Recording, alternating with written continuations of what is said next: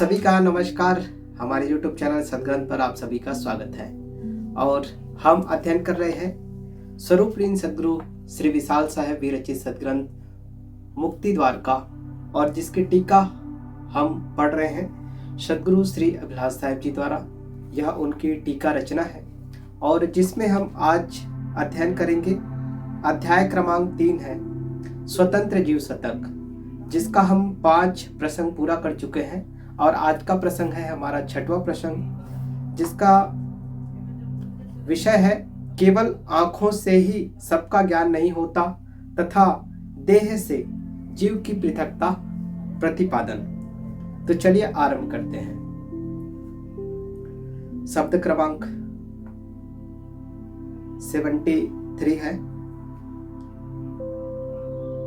5 विषय में एक है देखन योग्य ही पेश, अन्य चारी दर्शय नहीं क्यों ते ही गर्ज हमेश। इसकी व्याख्या हम पढ़ते हैं। 5 विषय में एक है। शब्द, स्पर्श, रूप, रस और गंध, ये जो है 5 विषय है। इसमें केवल रूप ही देखने योग्य विषय आंखों के सामने है। देखन योग्य ही पेश आंखों के सामने है। रूप विषय के अतिरिक्त अन्य चारि दर्शय नहीं क्यों ते ही गर्ज हमेश।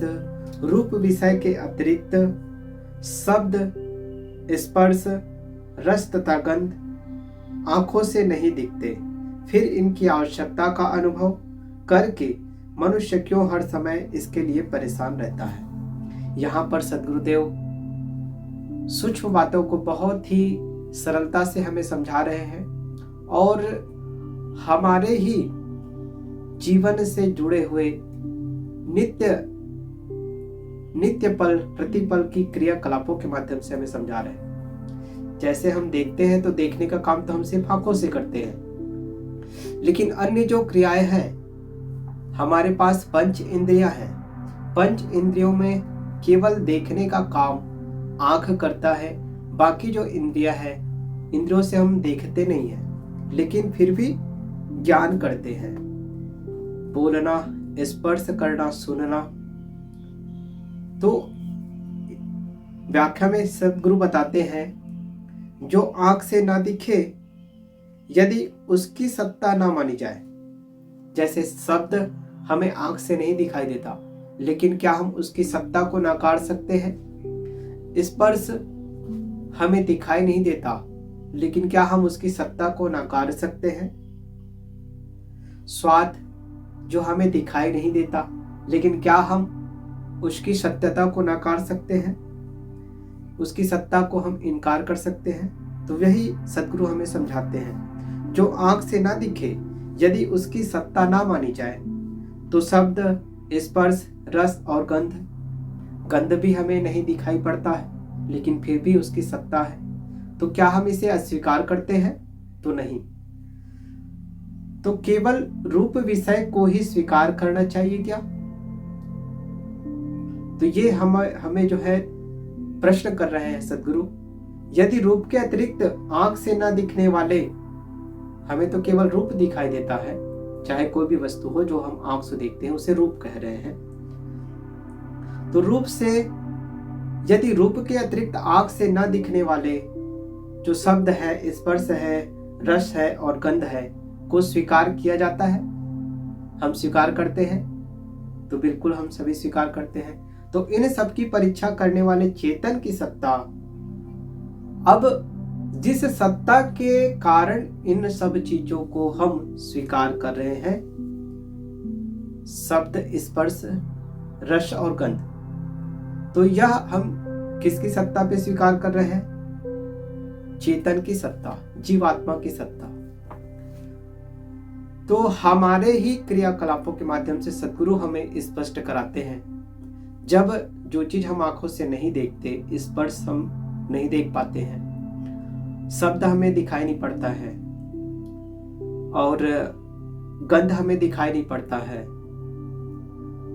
तो इस तरीके से सद्गुरु हमें स्पष्ट करते हैं जो चीजें दिखाई ही दे केवल उसी की सत्ता नहीं होती, बल्कि जिसको हम अनुभव करते हैं और उसको अनुभव करने वाला जिसे हम चेतन आत्मा कहते हैं, उसकी भी सत्ता है।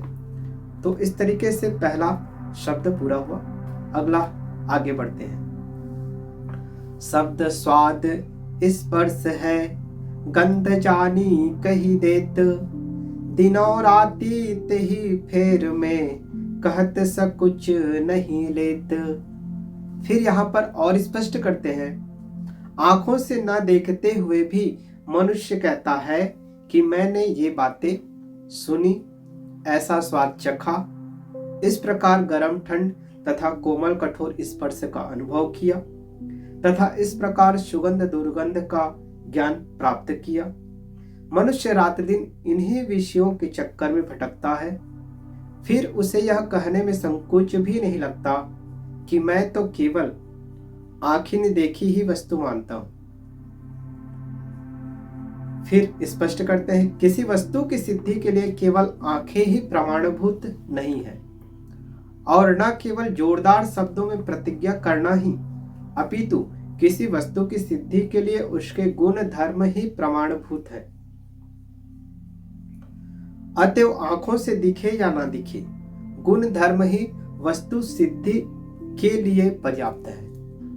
आगे यह गुण धर्म स्पष्ट करेंगे, क्योंकि हर विषय का अपना एक गुण धर्म होता है।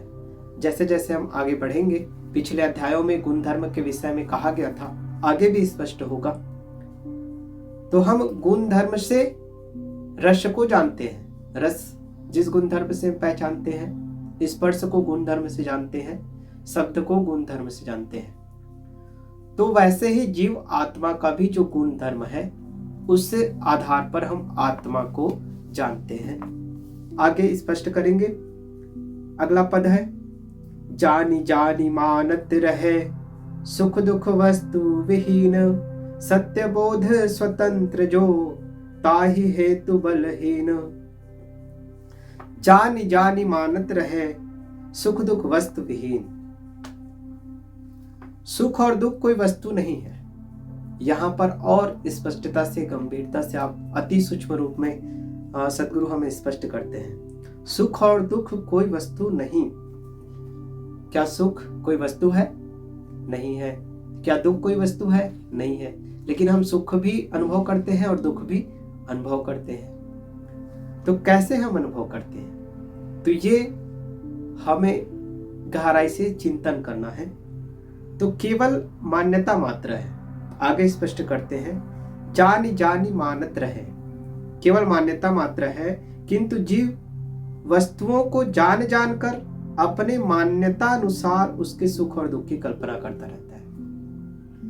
जानी जानी मानत रहे, जिसको हम जैसा जानते हैं उसके अनुरूप हम एक मान्यता क्रिएट करते हैं, मान्यता बना लेते हैं मन में, और उस मान्यता के आधार पर उससे जुड़े हुए सुख दुख हम जो है निर्माण करते हैं।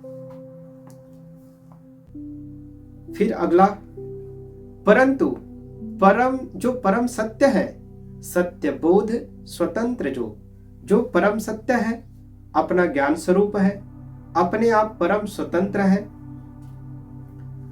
सत्य बोध स्वतंत्र जो, उसके शोध बोध एवं स्थिति के पुरुषार्थ में ताहि हेतु बलहीन, उसके शोध बोध एवं स्थिति के पुरुषार्थ में यह भूलवश शक्तिहीन बन रहा है। जब तक कोई व्यक्ति आत्मबोध न चाहे, तब तक वह जो है अपनी शक्ति को नहीं पहचान सकता है, तब तक वह जो है बलहीन बना रहेगा। आगे एक सुंदर उदाहरण से हमें सद्गुरु यहाँ पर इस पद को और स्पष्ट करते हैं।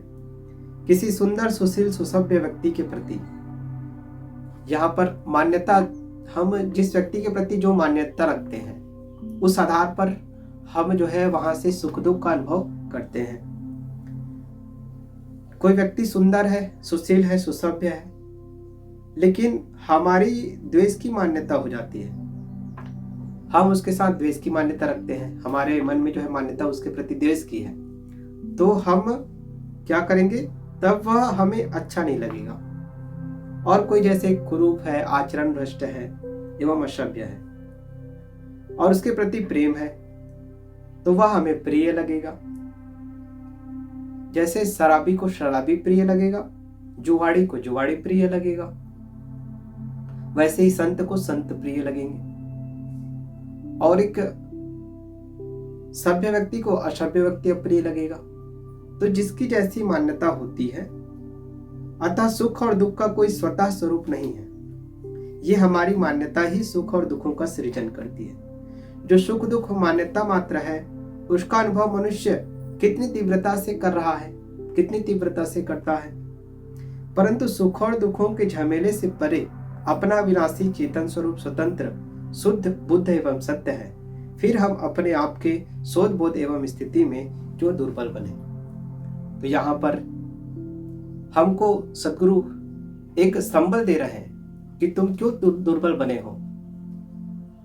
तुम्हारी मान्यता के आधार पर जैसे तुम सुख दुख को रात दिन सुख दुख में पचते हो, जो मान्यता मात्र है जिसमें कोई सच्चाई नहीं है, और जो सत्य है, जो नित्य है, जिसके सापेक्ष में, जिसके आधार पर, जिसके रहने पर सब कुछ का आप अनुभव कर रहे हो, उस सत्य का बोध कब होगा, वह उसे कब जानोगे। ऐसा सद्गुरु हमें एक प्रश्न कर रहे हैं और हमें जगाने का प्रयास कर रहे हैं। अगला पद, जहां तक ने देख नेत्र से तहां तक नेत्रन देख, अन्य द्वार से जो लखे वह तो वैसे ही पेख। अब यहां पर क्या कह रहे हैं सद्गुरु, हर वस्तु को जानने के लिए हमारे पास अलग अलग इंद्रियां हैं। जैसे आंख से हम दृश्य चीजों को, मतलब विषयों को हम देख सकते हैं। जहां तक देखा है नेत्र से तहां तक नेत्रन देख।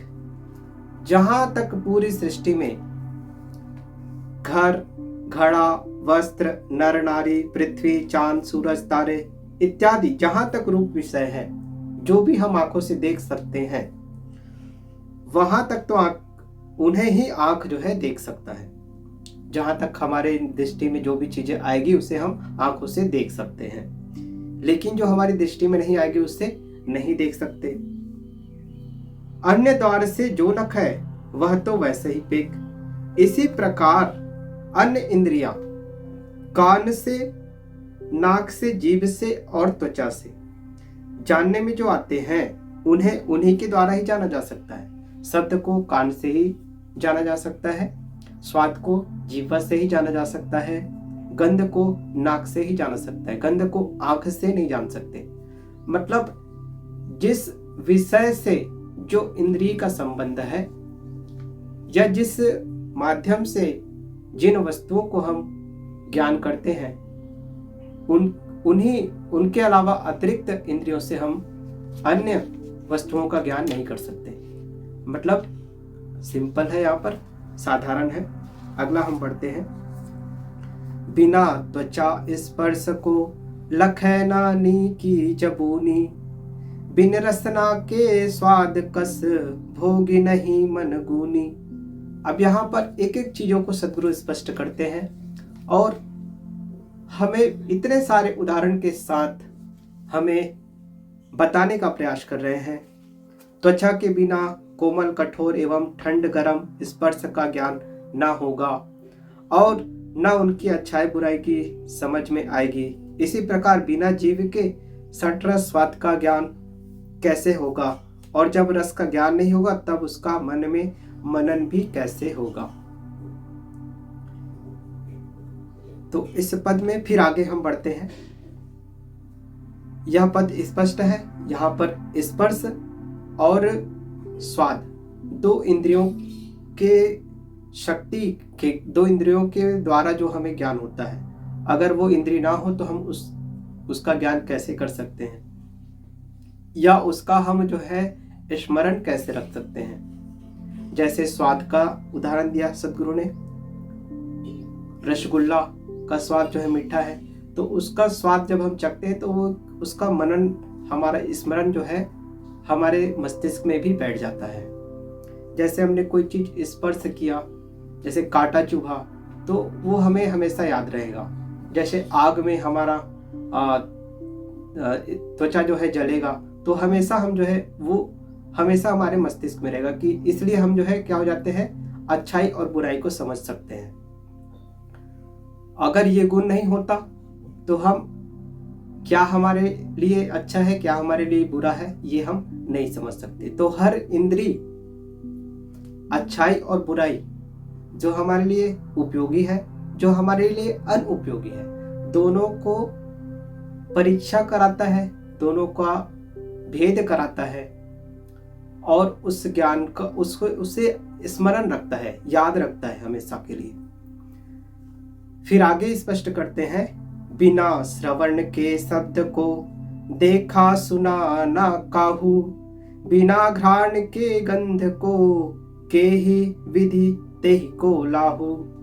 बिना श्रवण के शब्द को देखा सुना न काहू, कान न हो और उसे शब्दों का ज्ञान हो जाए, तो ऐसा कहीं भी देखने को नहीं मिलता है।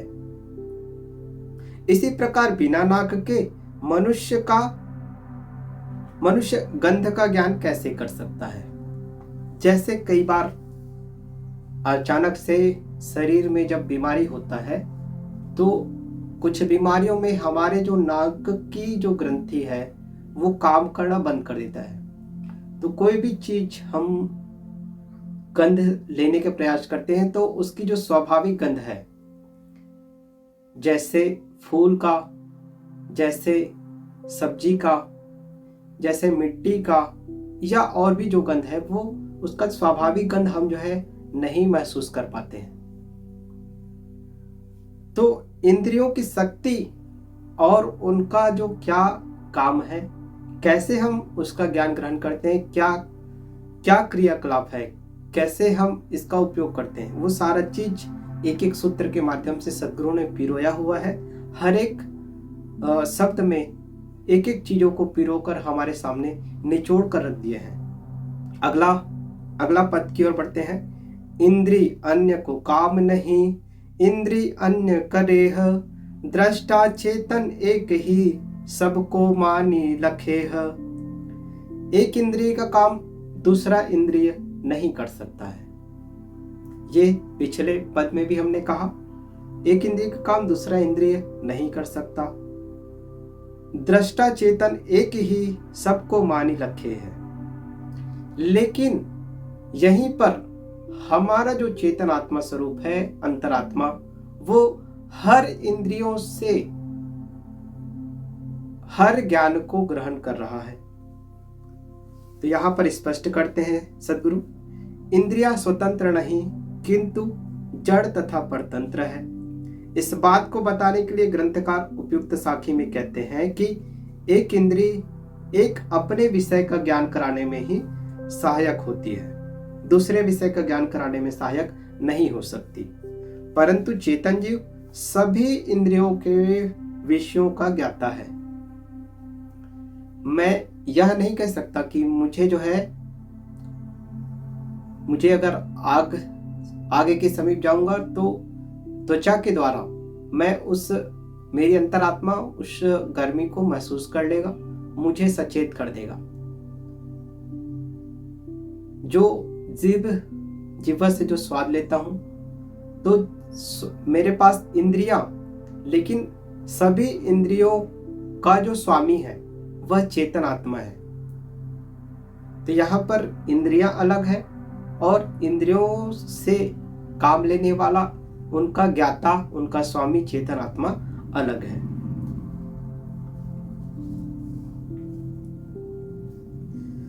तो इंद्रियां परतंत्र है और जीव के अधीन है। जीव ही पांचों ज्ञान इंद्रियों द्वारा पांचों विषयों का ज्ञान करता है। अगले पद की ओर बढ़ते हैं। कहूं त्यागै कहूं भोगता, कहूं बाह्य को भूली, मनन विलासी सो बने, दे शक्ति वह झूली। यह अविनाशी एक रस जीव इंद्रियों तथा विषयों से पृथक रहकर ही कहीं तो किसी भोग को दुखदाई जानकर उसे त्याग देता है तथा किसी को सुखदाई समझकर उसे भोगता है, और कभी मूर्छा, सुसुप्ति आदि में बाहरी विषयों को भूल जाता है। यह जीव अपने स्वरूप को न जानकर विषयों के मनन का आदती हो गया है। यह जागृति तथा स्वप्न में विषयों का मनन विलासी रहता है तथा सुसुप्ति में वासनाओं को मन में बीज रूप लेकर सो जाता है, और जागते ही पुनः विषय मनन करने लगता है। जीव झूला वेग न्याय अपनी शक्ति वासनाओं में लगाकर विवश बना रहता है। तो शब्द क्या कहता है?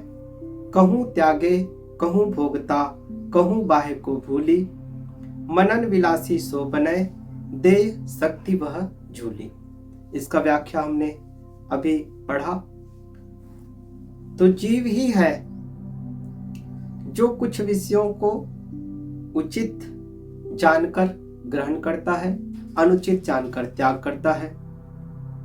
कहूं बाह्य को भूली, और कहूं बाह्य को भूली, इसको हम दो तरह से समझ सकते हैं। जैसे हम निद्रा में चले जाते हैं, गहरी नींद में, तो इंद्रियों द्वारा जो भी ज्ञान हमें होना होता है वह हम सब भूल जाते हैं गहरी नींद में। और जैसे अभी हम कुछ मनन कर रहे हैं, तो अभी जो वर्तमान में जो हम क्रिया कर रहे हैं, इसके अलावा अन्य जो बातें हैं वो भूल जाते हैं।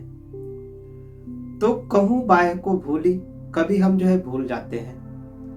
मनन विलासी सो बनाए, यह जीव जो है मनन विलासी, चिंतन मनन करता रहता है, और यह निरंतर करता रहता है। मतलब एक स्वाभाविक क्रिया की तरह, विलासिता की तरह यह इनका आदत, हमारा आदत बन चुका है जीव का। दे शक्ति वह झूली, और बार बार वही क्रिया करने से, बार बार शक्ति देने से यह झूले की वत, यह कार्य स्वाभाविक गति से हो रहा है। अगले पद की ओर बढ़ते हैं। भिन्न भिन्न इंद्रिन बिना जानी सका नहीं भोग, तब कस देखे ताहि को जो नहीं इंद्रिन योग।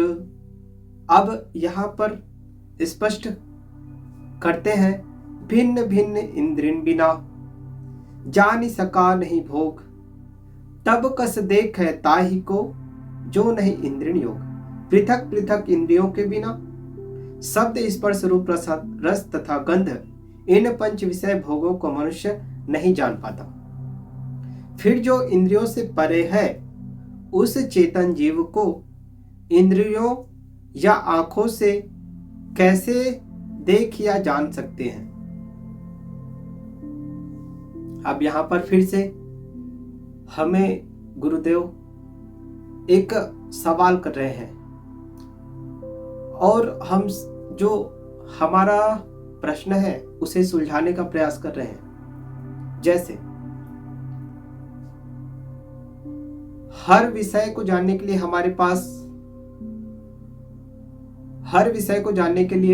हमारे पास उस विषय संबंधी इंद्रियां हैं जो उनको जानती है। जैसे आंख रूप को जानती है, देखती है। त्वचा स्पर्श को जानती है, महसूस करती है।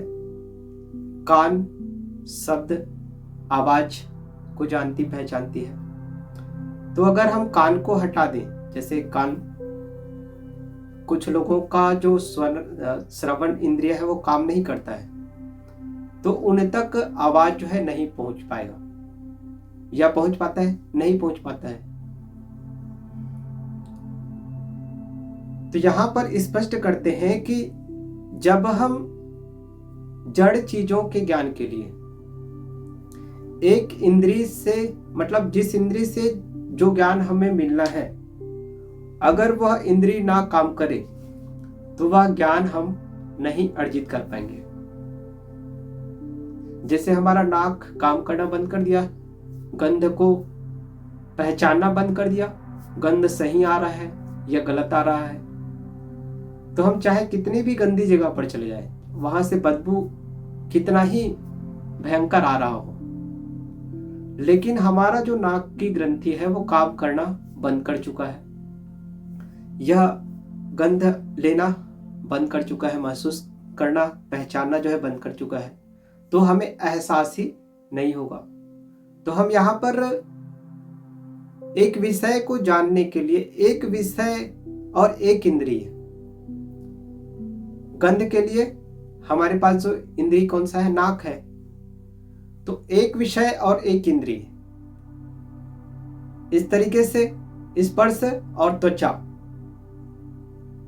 रूप और आंख, स्वाद और जीवा, तो एक विषय को जानने के लिए एक इंद्रिय चाहिए हमें। तो यहां पर स्पष्ट करते हैं, भिन्न भिन्न इंद्रिय बिना जान सका नहीं भोग, तब कस देखै ताहि को जो नहीं इंद्रिय योग। फिर जो इंद्रियों से परे है, अब जो चेतन आत्मा जिनकी वजह से हम इन सब का ज्ञान कर पा रहे हैं, उस चेतन जीव को इंद्रियों या आंखों से कैसे देख सकते हैं। जैसे आंख जो है दूसरे इंद्रिय का काम नहीं कर सकता है, त्वचा जो है आंख का काम नहीं कर सकता है, नाक जो है कान का काम नहीं कर सकता है, जीवा का काम नहीं कर सकता है। जब एक इंद्रिय दूसरे इंद्रिय का काम नहीं कर सकता है, तो यही इंद्रिय चेतन आत्मा का को देखने का काम कैसे कर सकता है, ये स्पष्ट कर रहे हैं सर साहब जी। तो चेतन जीव इंद्रियों या आंखों से कैसे देखा या जाना जा सकता है, तो यहां तक स्पष्ट हो गया। व्याख्या यहां पर और है, कान के बिना शब्द का ज्ञान नहीं होता, जीव के बिना रस का ज्ञान नहीं होता इत्यादि। फिर जो इंद्रियों से अतीत है, इंद्रियों के परे है, इंद्रियों से पार है, उस चेतन का ज्ञान बिना अंतर विवेक के कैसे होगा। आगे बढ़ते हैं। क्रिया भोग को मनन करी, दुख सुख जानी अवमानी, सबे जनैया सब नहीं, सब ते ही सकै न जानी। क्रिया भोग को मनन करी, सुख दुख जानी और मानी। तो पांचों विषय भोग हैं तथा उनको इंद्रियों द्वारा ग्रहण करना क्रिया है। पंच विषय क्या है, भोग है, और इंद्रियों द्वारा ग्रहण करना क्रिया है। क्रिया भोग को मनन करी, जैसे देखना, सुनना, सूंघना इत्यादि। इस प्रकार जीव भोग और क्रिया का मन में मनन करता है, उनमें सुख और दुख जानता एवं मानता है।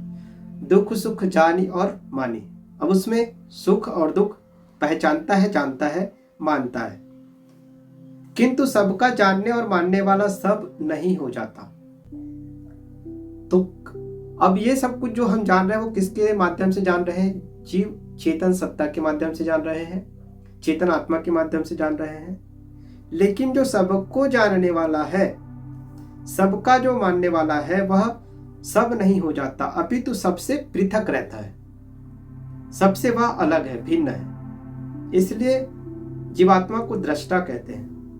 और भोग क्रिया इंद्रिया एवं पांच विषय विषयी दृष्टा चेतन को नहीं जान सकते। विषयी और विषय दोनों सर्वथा भिन्न सत्ताएं हैं, दृष्टा और दृश्य दोनों भिन्न है। विषयों का ग्रहण करने वाला दृष्टा चेतन जीव ही विषयी है, तथा जड़ शब्द स्पर्श रूप रस एवं गंध ये सब विषय है। तो एक विषय और एक विषय। तो इस तरीके से यह पद में हमें जो है गुरुदेव ने स्पष्ट किया है, जानने वाला, देखने वाला, परखने वाला, भोगने वाला अलग होता है और इंद्रियां अलग होती है, जिनके माध्यम से हम जानते हैं। स्वतंत्र जीव न्यारा रहा, आप ही आप लखान, आरण्य भुलावा छोड़ के, जश का तसही पिछान। स्वतंत्र जीव, जीव कैसा है, स्वतंत्र है, और कैसा है, न्यारा रहा, यह न्यारा है। जीव स्वतंत्र एवं जड़ पदार्थों से सर्वथा पृथक है, भिन्न है, अलग है, स्वतंत्र है। वह इंद्रिय विषयों से लौटकर आप ही आप लखान, आरण्य भुलावा छोड़ के। तो वह इंद्रिय विषयों से लौटकर स्वयं अपने आप को जान सकता है। आप ही आप लखान अपने आप को कब जान सकता है? जब वह इंद्रिय विषयों से लौट जाए। यदि मनुष्य भूल भुलैया के जंगल को छोड़ दे, आरण्य भुलावा छोड़कर, तो आरण्य भुलावा भूल भुलैया का जंगल को छोड़ दे, जस का तसही पिछान, तो जैसी वास्तविकता है वैसी दिखाई देगी। अब यह जो पद है बहुत ही गंभीर पद है ये, और यह पद जो है प्रैक्टिकल मतलब साधना करने की यह प्रक्रिया है। स्वतंत्र जीव न्यारा रहा आप ही आप लखान। अब हम समझ गए, जैसा सदगुरु बता रहे हैं कि जीव की सत्ता जो है स्वतंत्र है, विषयों से भिन्न है, यह अलग है सबसे। तो इसको अब हम कैसे अनुभव करें, इसका साक्षात्कार कैसे हो? तो यह पद कहता है स्वतंत्र जीव न्यारा रहा आप ही आप लखान। हम स्वयं अपने आप को पहचान सकते हैं, लेकिन इसके लिए क्या करना पड़ेगा? आरण्य भुलावा छोड़ के, जो हमारी भूल है उसके जंगल को हमें छोड़ना पड़ेगा। और ये जंगल क्या है? जो हमारा मन में स्मरण चिंतन निरंतर चल रहा है।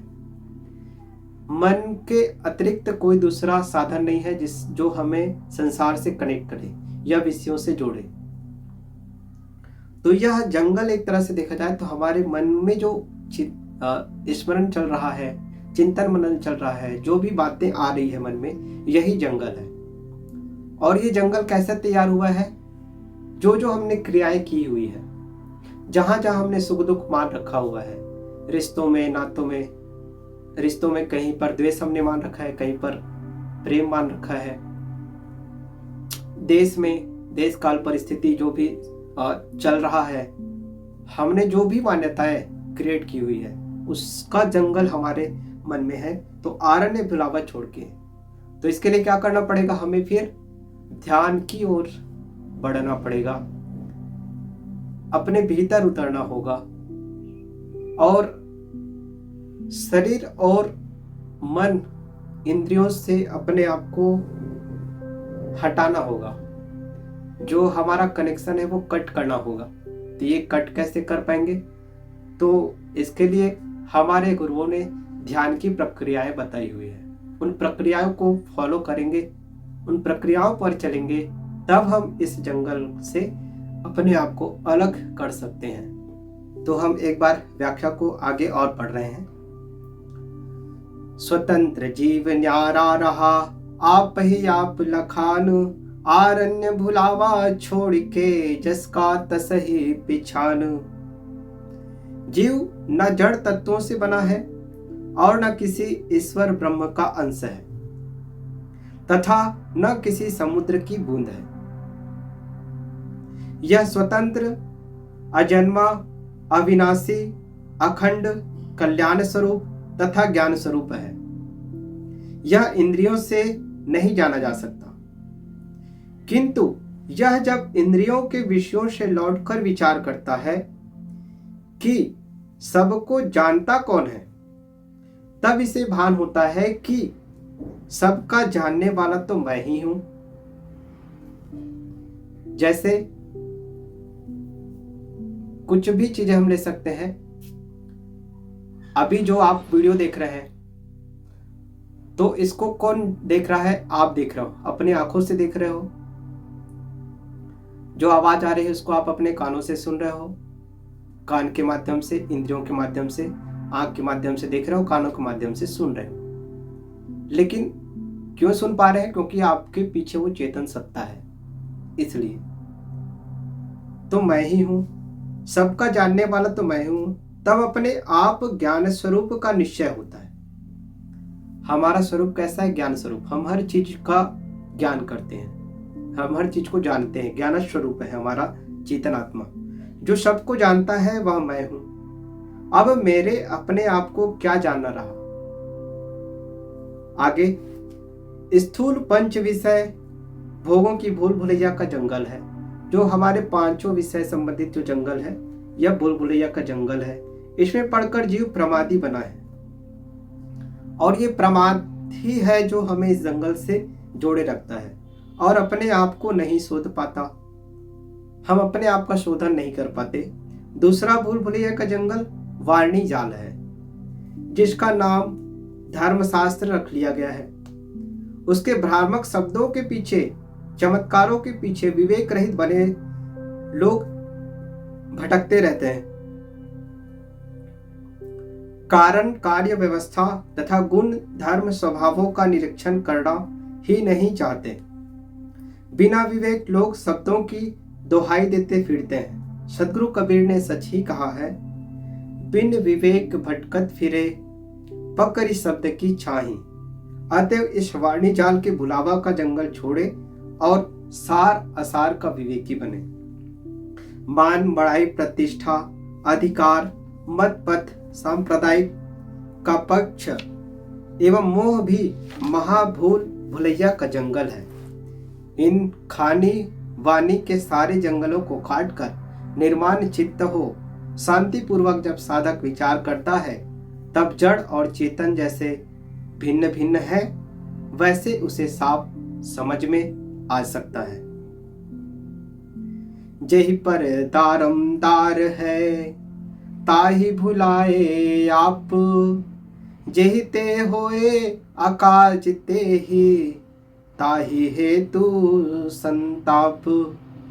जिस चेतन जीव पर सारा ज्ञान विज्ञान निर्भर करता है, उस अपने आप स्वरूप को ही व्यक्ति भूल बैठा है, और जिन क्रियाओं से व्यक्ति का घोर पतन है तथा उसे संताप और पीड़ा है, उसी राग भोग के लिए वह रात दिन सिर तोड़ परिश्रम करता है। जीव ही ने वेद, कुरान, बाइबिल एवं समस्त धर्म शास्त्रों की रचना की है। उसी ने नाना ज्ञान विज्ञान, कला कौशल का आविष्कार किया है। उसी ने ईश्वर, ब्रह्म, राम, रहीम, अल्लाह, लोक परलोक की कल्पनाएं की है। उसी की दुख निवृत्ति तथा अनंत सुख शांति को प्राप्ति के लिए संसार का सारा मानस व्यापार है। आज हम अपने जीवन में देखें तो सब कुछ जो क्रियाकलाप है, उसका लास्ट एंडिंग जो पॉइंट है क्या है? हर व्यक्ति सुख की तलाश में, सुख यहां सुख मिल जाएगा, ये होगा तो वो सुख हो जाएगा, इस तरीके से सुख की चाह के कारण आज नए नए विकास हो रहे हैं, नई नई चीजें बन रही है, आविष्कार हो रहे हैं, और कितना सारा परिवर्तन आज समाज में हम देख रहे हैं। आश्चर्य है, हम उसी की वास्तविकता को भूलकर ऐसी वस्तुओं में लिपटे हैं जिनसे दुख एवं बंधन के सिवा कुछ नहीं है। और आज सद्गुरु आश्चर्य करते हैं, उसी की वास्तविकता को भूलकर, मतलब चेतन आत्मा की वास्तविकता को भूलकर हम ऐसी वस्तुओं में लिपटे हैं जिनसे दुख एवं बंधन के सिवा कुछ नहीं है। आज जो भी वस्तुएं हमारे आसपास है, सब कुछ से हमें केवल एक ही चीज मिल सकता है, दुख और बंधन। अतएव हर मनुष्य को स्वरूप शोधन तथा स्वरूप स्थिति पर ध्यान देना चाहिए। यहाँ पर सद्गुरु अंतिम उपदेश करते हैं, अंतिम बात कहते हैं कि हर मनुष्य को स्वरूप शोधन, अपने निज तत्व को समझना है, स्वरूप स्थिति पर ध्यान देना है, स्वरूप स्थिति को प्राप्त करना है। तो इस प्रकार से हमारा प्रसंग क्रमांक 5 यहीं पर विराम होता है। अगले कड़ी में हम प्रसंग क्रमांक 6 का अध्ययन करेंगे। यह वीडियो अच्छा लगा हो तो इसे लाइक करें, सब्सक्राइब करें और ज़्यादा से ज़्यादा शेयर करें।